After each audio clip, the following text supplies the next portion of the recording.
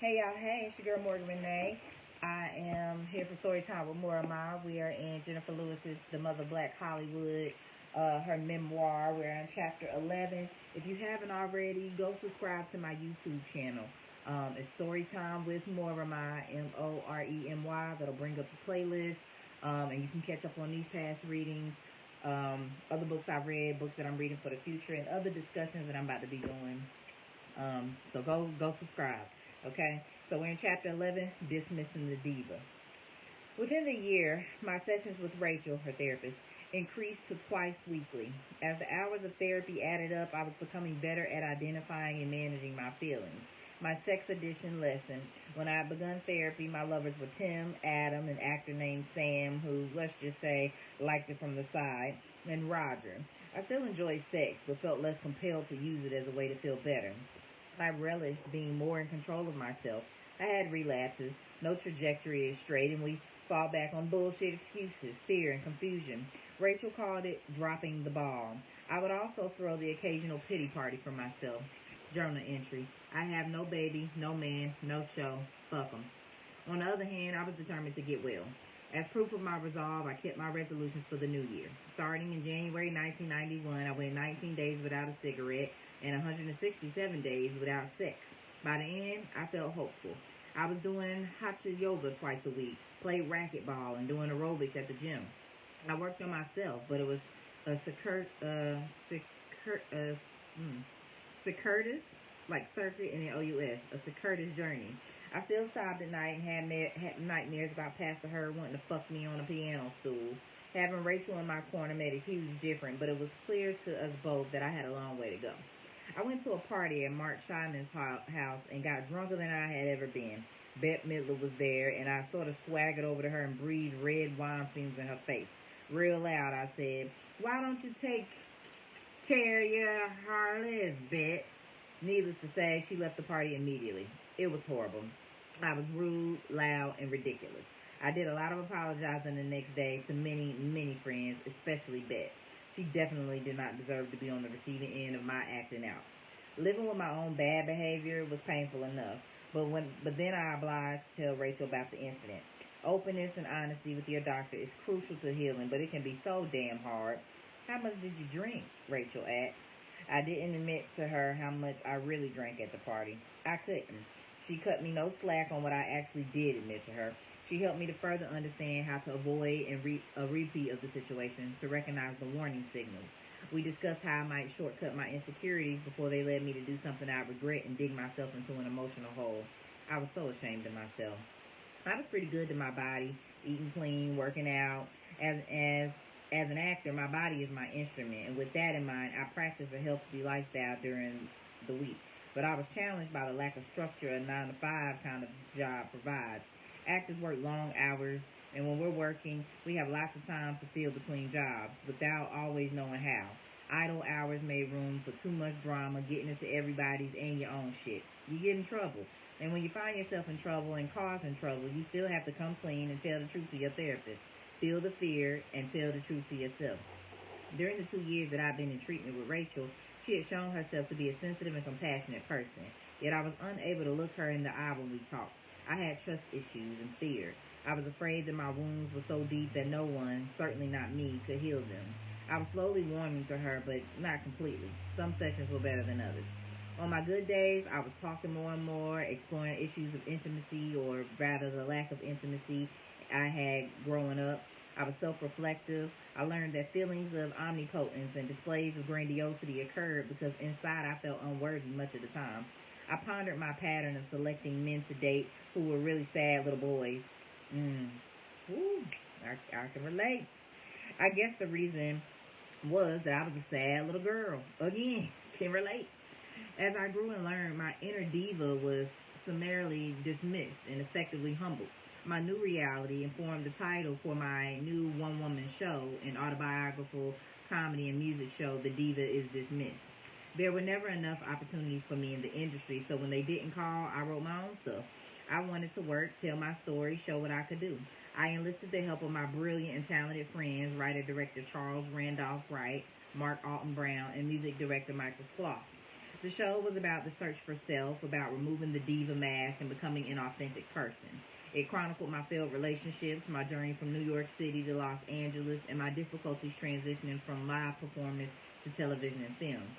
Ultimately, the diva character, who is me, acknowledges I didn't want to hurt anybody. I wanted to be somebody. Lyrics for the show included, I've got to climb this mountain. It's big, scary, and tall. I don't want to fall. No child should have to stay inside and think. We opened at Off Vine, a lovely turn-of-the-century bungalow that had been converted into a relaxed yet elegant restaurant in Hollywood. We chose a non-traditional venue because we wanted the show to feel sort of underground, something special, something different. It was a great success with audiences and critics. After a few months, we took the show to the Hudson Backstage Theater on Santa Monica Boulevard. We ran there every Sunday evening for about 7 months. Wow.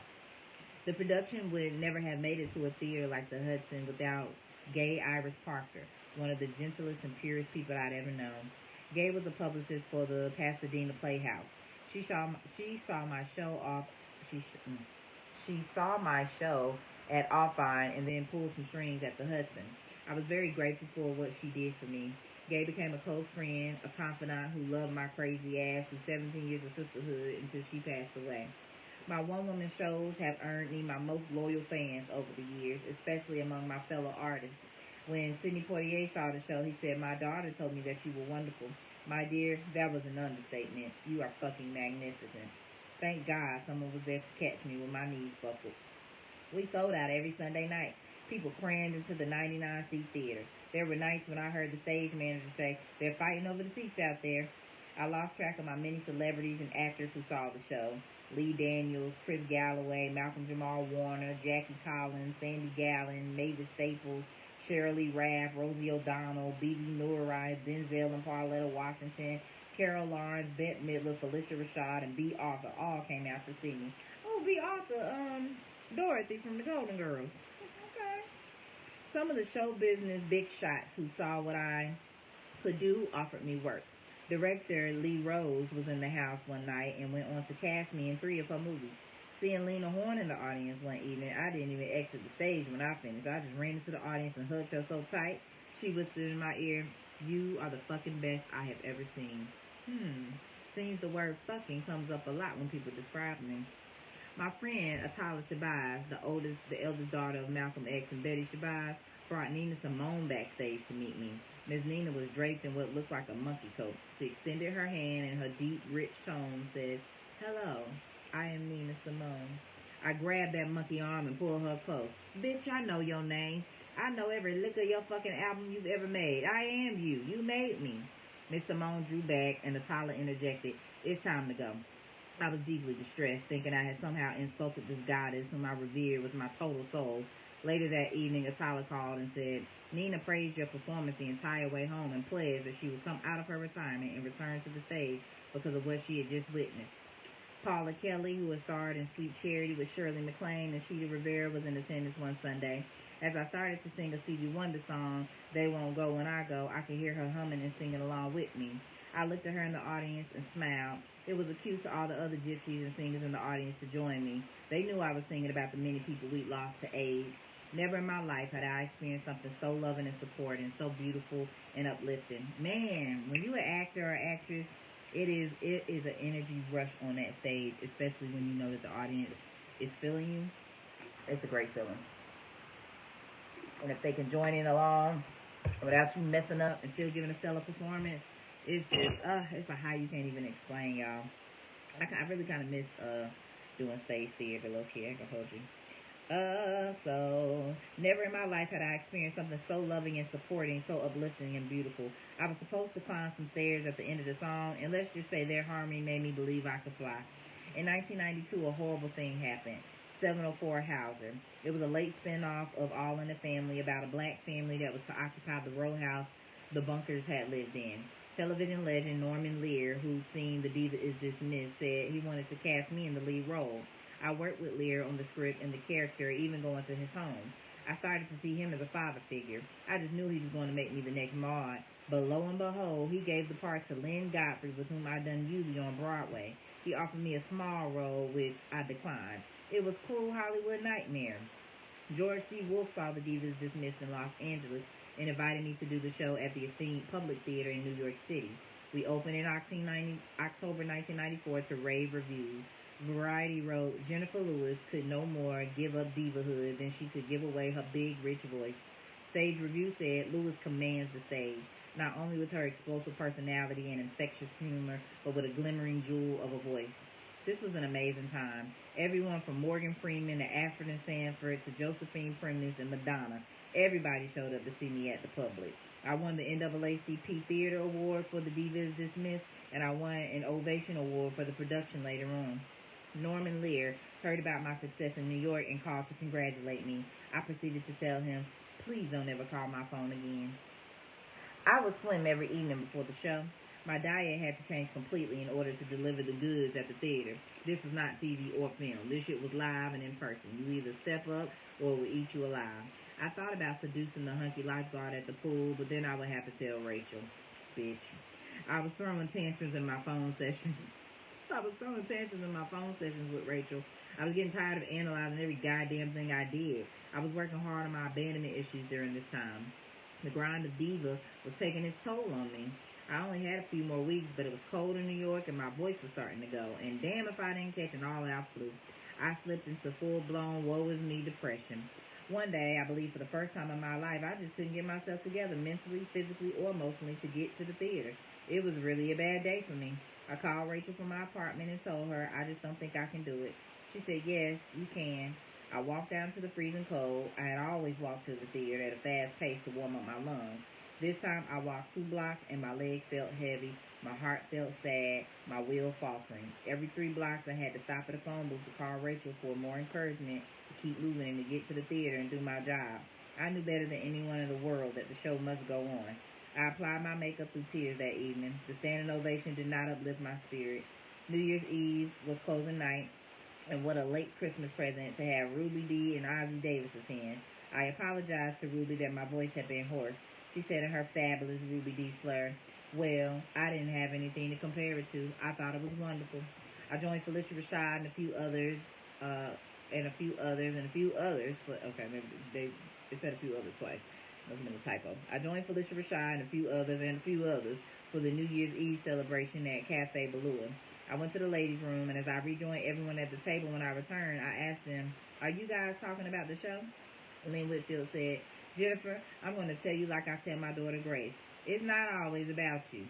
I looked at her and whispered, oh, yes, it is, bitch, and Happy New Year to you, too. Back on the West Coast that spring, I was doing my act at clubs like Nucleus Nuance and the Rose Tattoo. In the early 90s, lots of New York gypsies had moved to Los Angeles to take advantage of the surge in black sitcoms. They all showed up for my shows. The political climate got hot in Los Angeles. Rodney King, the black man, was beaten by police on video. It became international news. Riots broke out in the South Central area in the aftermath when an all-white jury acquitted the cops involved in the brutality. Like so many people, I was deeply concerned by what I saw in that video and how the authorities handled the matter. It was stressful to say the least. My urge was to do something to help. The horror of that incident and everything else I was going through in my life caused me to break out in hives. Even with all that itching, I was determined to go to South Central. It was the least I could do to volunteer to help clean up the rubble left by the rioting. It was me and 5 young white kids sleeping together. At some point, a homeless man approached us and screamed, you motherfuckers never come down here for nothing else. I said to him, get the fuck on where you going. I felt bad. He could have been my own daddy. I soon turned my attention back to my life and work. I auditioned for I'll Fly Away, and Regina Taylor got it. I auditioned for Passenger 57, and Alex Dasher got it. My over-the-topness was still an issue. A big mouth and a deep back end weren't cutting it in television. I auditioned for Against the Law and Family Matters and didn't get hired for either one. I wanted to win in show business, but toning myself down for work in front of the camera was difficult. I could go from 0 to 10,000 in a minute and was still experiencing mood swings and rageful incidents, like when I was in a restaurant in London with my friend Tom Finessi and the man next to us was speaking too loudly. I almost took that guy's head off. Every now and then, I would still fuck up with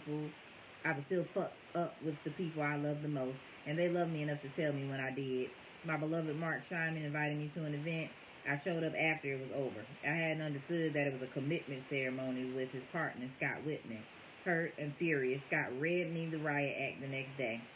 All I could say was, I am working on myself, Scott, and I'm so fucking sorry. These were very close friends I had disappointed. I felt horrible. Therapy came harder and harder. I was digging up memories, reaching down to rediscover the tough and tender stuff of my childhood. I threatened to leave many times. Rachel recommended I see a psychiatrist who could prescribe medication to level off my extreme moods. I looked at her as if she were insane. You aren't putting me on medication. I am Jenifer motherfucking Lewis. You aren't going to turn me into a zombie. I feared medication would take away my personality and restrain my ability to express emotions.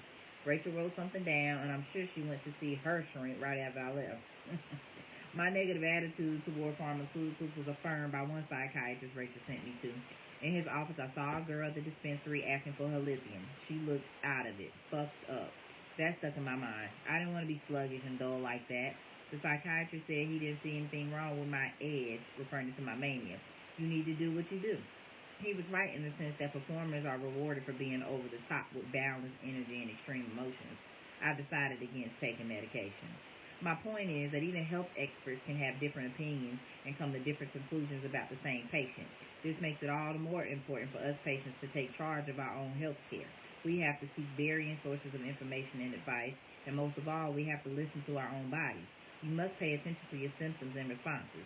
It takes patience and diligence, but it is the key to helping your doctors help you. I started to read more books about mental health and got back into spiritual books. Women Who Run with the Wolves by Clarissa Pinkola Estes touched me and many other women deeply. The book presented ideas on the power and strength of women and puts the wild woman that is in each of us in a positive light. I, a self-proclaimed alpha woman, was attracted to that message. Hillary Clinton wrote a book that impressed me as well. It Takes a Village. The book refers to an African proverb about what it takes to raise a child, but the idea can be applied to taking care of all people in general and me specifically. I was saved by the fact that I was surrounded by a village of good people, including my family, therapists, and friends, and of course, the boat. My family may have been dysfunctional in my youth, but we loved each other and were never far apart for long. My friends were not only brilliant and talented, they showed me love and support even in my darkest times. When you are not at your best, surround yourself with good people. In terms of my career, the better I understood myself and managed the bipolar illness, the more offers came my way, including Undercover Blues with Dennis Quaid and an HBO show, Dream On. Debbie Allen, oh fabulous one, swooped in and gave me a huge boost by asking me to become a regular on A Different World, playing Dean Dorsey Davenport. That meant my name would appear in the opening titles, and I would be guaranteed a minimum number of episodes during the season. Cree Summer, who played a character named Freddie Brooks, and I started hanging out a lot. The depth of our inside ridiculous humor cannot be described. Let's just say we were cutting the fool every moment we were together, hiking in the hills. The icing on the cake was that I did Johnny Carson's last Tonight Show with Bette Midler. I had always dreamt of being on Johnny Carson's show. I found it amazing that I was booked on the very last show and with Bette Midler singing an upbeat rendition of Miss Otis Regrets. Ella Fitzgerald was known for her slower, mournful version. And our dear Mark Simon was on piano. Life was complete. I was so damn happy. Robin Williams was on the show, too. I had always been a huge fan of his, but his behavior backstage is what I remember most. He was in an extremely manic state, and in that moment, I saw myself. I became aware how I failed to see anyone else when I was in that state. I felt unsettled. With all this good stuff going on, the roller coaster of happy, sad became intolerable. I just got sick and tired of it. I finally told Rachel I was ready to begin medication, but even with medication, my depression lingered. I was trying to create more productive energy in my life, attending lectures on positive thinking and living in the moment. I had started medicating again and tried to stop smoking. Rachel told me it revealed a lack of self-love. I auditioned for The Fresh Prince of Bel-Air and was hired to play Aunt Helen. I was excited to get a primetime show that was already a hit. I had a blast working with the cast, especially Will Smith. One night, I was backstage wearing a negligee. Will, with his big ears, saw me and said, "Ooh, you look good." As always, he had a bunch of groupies hovering nearby. I motioned at him and said, "Come here." I pointed to the young women. "You see all those little girls down there? You go and flirt with them, because if you flirt with me, I'll fuck you." In typical Will fashion, his response was, uh-oh, and then he laughingly told everyone the story. It was a bonding experience, and he became quite protective of me. Our mutual admiration for each other's talent made it a joy to work on the show. I started hanging out with Janet Hubert, who played my sister, and Will's Aunt Viv on the show. Let's just say that Miss Hubert was not having any of it from anybody at any time. I was coming from a boat meeting one night, and some kids decided they would roll a grocery cart out in front of my little white Mazda 323. There was no way I could hit the brakes in time, but when I pulled over, it was a relief to see my car had only minimal damage. I wanted to report the incident to the police and walk toward the nearest home to see if I could use someone's phone. Just as I pressed the doorbell, I heard glass shatter and turned to see one of the kids reach in my passenger window, steal my purse off the front seat, and take off running. Damn, I was mad. But having been a little thief myself in my youth, I knew they only wanted the cash and would throw the purse away. The following day, I went back to the scene of the crime and put myself in the thief's mind. Where would I have thrown that purse? I mounted a concrete wall to the back of an apartment building, climbed across the balcony, and up onto the roof. I retrieved my purse and took my black ass home. I saw a couple of other purses up there, too. The next day, I had therapy and was then supposed to go to an audition for which I'd been studying for days. I told Rachel I planned to skip the audition because my car window was broken and we were being hit hard by the rains of El Nino. She was not having it and told me I would be going to the audition.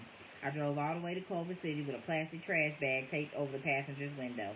I auditioned for a 24-year-old director named John Singleton for his film Poetic Justice. After I finished my reading, I looked at John squarely. "Little boy, just give me the fucking part, will you?" He said, "Yes, ma'am." I turned and walked out to the waiting room, grinning smugly at the 3 or 4 women waiting to audition. "Y'all might as well go home. I got this bitch." Like I said, therapy doesn't work right away. Poetic Justice starred Janet Jackson and Tupac Shakur, the hip-hop legend. I played the mother of Tupac's character. Of course, I have been a fan of Janet for years, but Tupac and the whole rap scene were pretty foreign to me. Mostly, I associated the hip-hop scene with guns and danger. The day we were set to shoot our scene together, I walked to Tupac's trailer to rehearse. I could hear the music pounding before my knock was answered by an 18-year-old girl in hot pants and a bikini top. As she opened the door, a huge cloud of weed smoke engulfed me. I entered the trailer, and I swear there must have been 8 girls in there. The smoke was thick, the music was deafening, and I felt intimidated by Tupac's thuggy bodyguards and their tattoos. I stood there a second, not knowing what to do. Then I guess the contact high kicked in because I shouted above the music, "You motherfuckers get the hell out. This son of a bitch has got to rehearse." There was a moment of shocked silence. Then Tupac said, "Ah, man, I love her. Y'all get the fuck out of here." We rehearsed, then shot our scene. Tupac was a total professional, a very impressive young man. 1993 was one of the biggest years in my career. I was still filming What's Love Got to Do with It when the producers from In Living Color came to see the Diva is Dismissed at the Hudson. They asked me to bring 2 of my characters from Diva to their comedy sketch show. My contributions to In Living Color was Snooki, who's a woman got to sleep with to get something to eat, and Miss Sheridan. That just proves my point. The Wayans brothers had left by then, so unfortunately I didn't get to work with any of them. But Jim Carrey, Jamie Foxx, and Takia Crystal Kemai was still there, and we had a blast. I had steady work as a regular on A Different World and was filming Poetic Justice. I also had a small part in Robert Townsend's Meteor Man and rejoined Whoopi as her backup singer in Sister Act 2. Whoopi was in the middle of doing the Whoopi Goldberg Show, a late-night talk show that ran for about a year. She called me, "Come on down to the studio and hang out." When I pulled up to the studio, Eartha Kitt was leaving and Patti LaBelle was pulling up in a Rolls Royce. Take a deep breath, close your eyes, and imagine Eartha Kitt, Patti LaBelle, and Jenifer Lewis occupying the same space. When Patti LaBelle saw me, she said to Whoopi, "Ain't she the dean?" It was a lovely day. Whoopi got married on October 1st, 1986. The celebs poured in: Steven Spielberg, Jeffrey Katzenberg, Richard Pryor, Mark Hamill, Ray Liotta, John Boyd, and certainly most impressively, Jenifer Lewis. I went upstairs and zipped Whoopi into her pretty dress, and we had a good laugh that she had the words "fuck you" spelled out on her rooftop for the paparazzi. Whoopi has always been my best interest at heart. I've been lucky for the most part in terms of the quality of my friendships. I believe the company you keep is incredibly important. I have surrounded myself with loving, giving people, and of course, they have to be smart and talented. One morning, I went into Whoopi's trailer on the set of Karina. I was crying, and I told her that I needed to get Ricky, someone I was dating and had allowed to move in with me, out of my house, and I didn't know how. The next day was per diem day. I went to Whoopi's trailer to rehearse the scene and saw $2,000 cash sitting on her coffee table. I said, "Girl, why you got all this money sitting around?" I'm going to steal this shit. She said, you don't have to steal it. It's yours. I said, what? Girl, I don't. She said, take that 2000 and get that nigga out of your house before it costs you $2 million like it did me. My success in movie and television roles allowed me to become my first time. Okay. My success in movie and television roles allowed me to become a first-time homeowner. It was a huge deal for a poor girl from Kinloch. I bought a beautiful, spacious condominium in Studio City. I had never lived in anything bigger than a one-bedroom apartment. The living room was huge. There were 3 bedrooms, 2 baths, a pool, and a tennis court. It seemed so cavernous. I'm not going to lie to y'all. It scared me a little bit. I slept, in the smallest bedroom for a long time. I had a mortgage. I now belong to the Homeowners Association. I had 2 parking spaces. No more of that parking on the street shit where somebody steals your car, takes it on a joyride, and 3 days later the police return it with Taco Bell wrappers in the back seat. Assholes. That sounded real personal. I bought a new Camry. The only precious possession I brought with me from the bungalow to the condo was an upright piano. I had been sleeping on a futon and was looking forward to new, more grown-up furniture. My cousin Ronnie came from Kinloch to help me get the place together. I went antiquing with Whoopi in Santa Barbara. We saw a sofa I admired. The next day it was delivered to my house, a gift from Whoopi. I also employed my first housekeeper. However, once you've been a have-not, you're forever subject to moments that take you back. Gladys, my housekeeper, will bring her son along as she worked in my condo. Being with them made me melancholy and nostalgic, recalling the occasions when I went to work with my mother and she cleaned white people's homes. Journal entry. Get my ass kicked in Hollywood sometimes feel like get my ass kicked in Kinloch. I've been trying to kill myself for 33 years. I awoke choking on my very crime. I took a little vacation to San Martin with Deborah Dean Davis. She was always trying to get me to try new activities, so I have something to focus on besides my career in therapy. This was the reason we lay inappropriately on the beach naked for all to see. I was 35 years old, a brick house in these streets, 36, 24, 36, with skin like a baby's ass, almond eyes, perfect nose, black girl lips and full throttle, titties up, well, sagging a little, ass tight and pretty feet. That's right, goddammit. Look at me and get your life. Journal entry. Stop waiting for something or someone to come and make you happy. Meditate daily. Breathe. Come on. You're okay. You have friends. Love them. Respect them. Go out and play. Learn to be alone. I experienced a breakthrough in my psychological health when I got into a big argument with a makeup artist friend named Sherry. It marked the first time a friend asked me to sit down and work through a problem rather than allow me to storm off. Rather than allow me or them to storm off. She was in therapy too for an eating disorder. We both used the tools therapy had given us and processed our issues with each other. This was an important moment because it also showed how I was attracting more positive and adult people in my life. When I went to my next therapy session, I was proud to tell Rachel how I had worked through a disagreement with a friend in a healthy way. Therapy is a bumpy bitch, but it continues to unfold if you stick with it. I was starting to understand more of who I was taking into the audition rooms with me, and it allowed my career to grow. I stopped being so arrogant. I was dismissing the diva, ripping off the mask to show my true self. But it sure wasn't easy. All right, Jenifer. Ooh, Lord, that was good. Okay, so next chapter is 12, Kicking Down Doors. We'll tune in to that on another day. I appreciate y'all for tuning in. Y'all have a good rest of y'all day. Peace.